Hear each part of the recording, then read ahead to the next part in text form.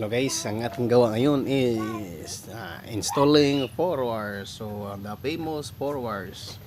So ayan. So the famous discovered by GBR. Oh ayan. Okay, thumbs. Direct there. So nag-modes tayo. So ito ay smart TV na unit. So ang brand ay ano 'yon? Doko? Dokoko? So yan. So plug natin. Meron tayong mainboard tester, so para alam natin kung gumagana ba siya. Stay put ka there. Okay ba to aking ano? Yan. Nag-hold ba ito ng malakas? Tingnan natin.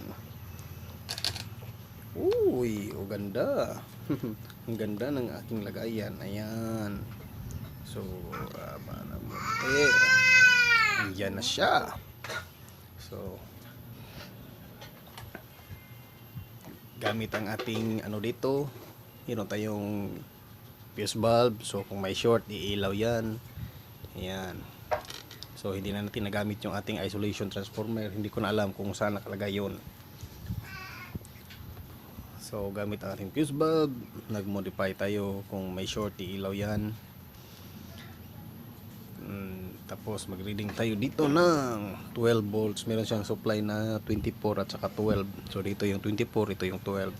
Ito yung mag-supply dito sa mainboard, ito naman mag-supply doon sa backlight.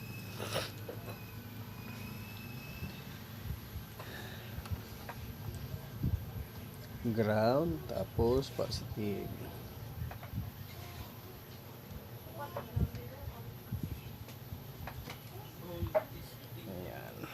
Meron siyang 12 volts. Sa kabila naman meron siyang 29. So da-drop yan pag may backlight na. Yeah, 12 para sa main. So meron na tayong indicator. Ayan, indicator natin. Power on natin mga guys. Ayan. So meron tayong brand na Coca-Cola. Kuya ang brand sa ato ang TV. Coca-Cola na lang to. So nakita natin na okay ang ating mainboard. So nag-raster na siya. So hiniram natin yung remote. Press natin ang menu. Saan ang menu nito? Home. Meron tayong home. Home daw. Oh yun, nag-home. Meron siyang Netflix, meron siyang YouTube, apps, Facebook, Twitter. Ganda. So ayan. So sureball na pira na ito.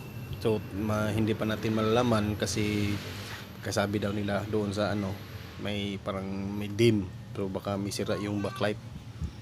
So ito na pwede natin ito pwede na ito nating ma-install doon balik. Okay. Salamat sa panonood.